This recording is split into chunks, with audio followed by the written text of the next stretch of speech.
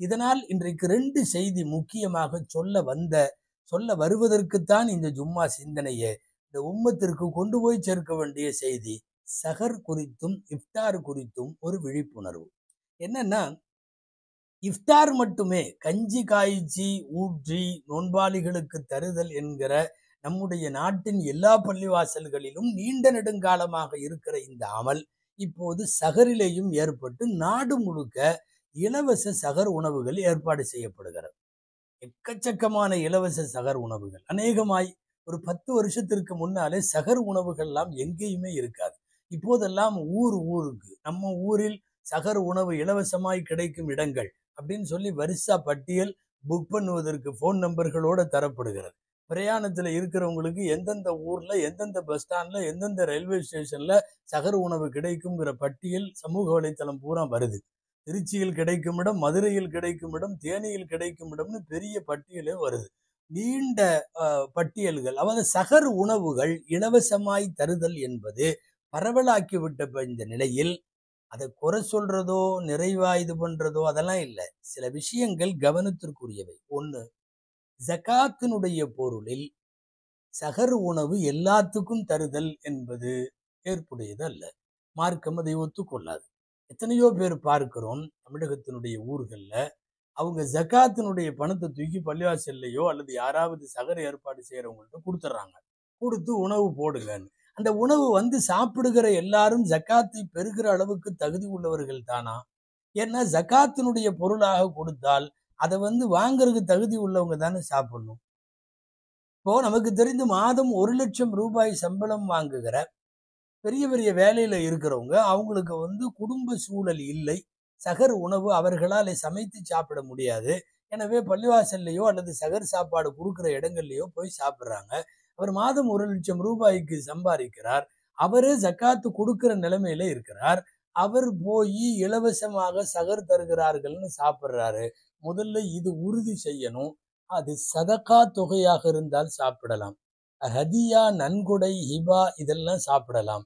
ஜக்காத்தாக இருந்தால் ஜக்காத்து பெறுகிற அளவுக்கு தகுதி உள்ளவர்கள் மாத்திரம்தான் அதை சாப்பிட முடியும். அப்படின்னா எங்களுக்கு ஏற்பாடு இல்லை, வீடு இல்லை, சஹர் அங்கதான், ஒன்றும் இல்லை. ஒரு சஹருக்கு தேவையான ஒரு உணவுக்கான தொகையை அந்த இடத்துல கொடுத்து விட்டு, யார் ஏற்பாடு செய்யறாங்களோ அவங்கள்ட்ட கொடுத்துட்டு நம்ம சாப்பிட்டு போயிடலாம். சமீப காலங்களில் சஹர் உணவுகளிலும் இஃப்தாறுகளிலும் இந்த கவனம் மீறப்படுகிறது என்பது ரொம்ப முக்கியம். முக்கியமா சமுதாயத்துக்கு கொண்டு போற செய்தி. இஃப்தாரிலையும் கஞ்சிக்கு பணம் கொடுப்பவர்கள் ஜக்காத்தை கொடுக்கிறார்கள். கொடுப்பவர்களிடம் தயை கூர்ந்து சொல்லுகிறோம், பள்ளிவாசல்ல எல்லாரும் வந்து கஞ்சி குடிக்கிற இடத்தில், அதுல குறிப்பா பல்வேறு பள்ளிவாசல்களில் காய்ச்சி ஊற்றப்படுகிற கஞ்சிகளை காஃபிர்களும் பெற்று செல்லுகிற சூழ்நிலையில் நீங்க ஜக்காத்து காஃபிர்களுக்கு கொடுத்தால் செல்லுமா? ஜக்காத்து பணக்காரர்களுக்கு கொடுத்தால் செல்லுமா? எனவே ஜக்காத்து தொகையை தயவு கூர்ந்து சஹர் உணவுக்கும் தர முடியாது, இஃப்தார் உணவுக்கும் தர முடியாது. ஜக்காத்து கேட்கவும் கூடாது. கஞ்சிக்காக ஜக்காத்து தாருங்கள் என்று கேட்பதற்கும் அனுமதி இல்லை. அன்பானவர்களே, யாரெல்லாம் வழங்குகிறார்களோ அந்த வள்ளல்களை கேட்டுக்கொள்ளுகிறோம், அவர்கள் தயவு செய்து ஜக்காத் அல்லாமல் சதக்கா தொகைகளாக கொடுக்கட்டும். அல்லது தான தர்மங்கள், நன்கொடைகள், வேறு அன்பளிப்புகள் எப்படி வேண்டுமானாலும், ரமதான் அன்பளிப்பு அல்லாஹ் நிறைய அதற்கு பன்மடங்காக்கி இறைவன் பகரமாக தருவான் என்பதில் சந்தேகமில்லை.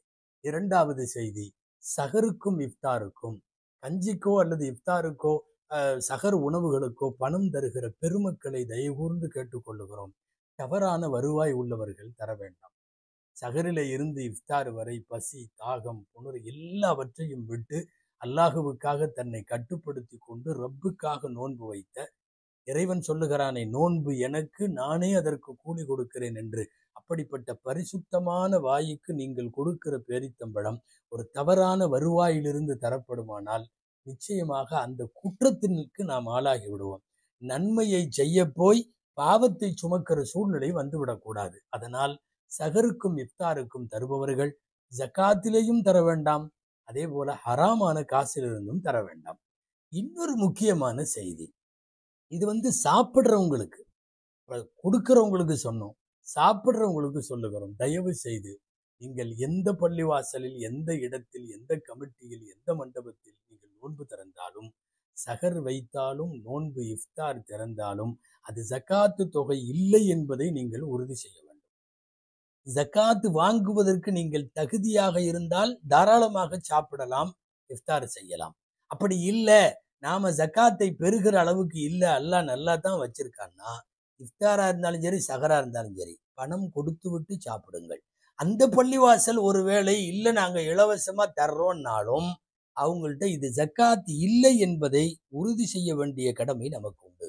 அன்பானவர்களே, காசு பணம் கொடுப்பவர்கள் இந்த விஷயத்தில் இஃப்தாரிலே கவனம் வேண்டும். எல்லாவற்றிற்கும் மேலாக மாண்பிற்குரிய பள்ளிவாசலுடைய நிர்வாகிகளுக்கு, சகர் மற்றும் இஃப்தார் ஏற்பாடு செய்யக்கூடிய சமுதாயத்தின் அமைப்பை சார்ந்தவர்களுக்கு மிகவும் பணிவோடு கேட்டுக்கொள்ளுகிறோம். அல்லாஹுவுக்காக நீங்கள் தவறான வருவாயை நோன்பாளிக்கு கொடுத்து நீங்கள் பாவியாகிவிட வேண்டாம். நாங்க 1000 பேத்துக்கு கொடுத்தோம் என்பது பெருமையான விஷயமாக இருக்கலாம். நீ 1000 பேத்துக்கு தூய்மையான காசு கொடுத்தாயா?